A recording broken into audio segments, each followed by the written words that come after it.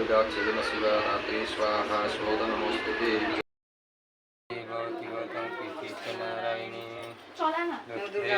प्रसादले गरेर सुख शान्ति होस् धेरै पढ्नु अब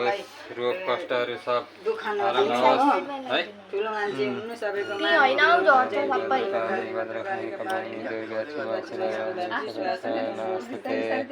धेरै ज्ञानी हुनु भाग्यमानी हुनु है भनेको आमा बाउले भनेको टेर्नु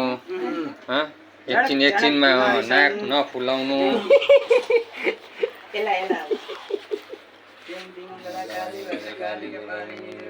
शिवरात्रि नमस्ते नौ दुर्गा भवानीको प्रसादले सधैँभरि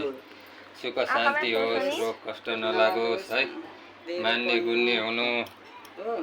फल्नाको छोरीहरू त कस्तो मजाको भन्ने हुन् ज्ञानी हुनु बेला बेला बडालाई सम्झेर आउँदै गर्नु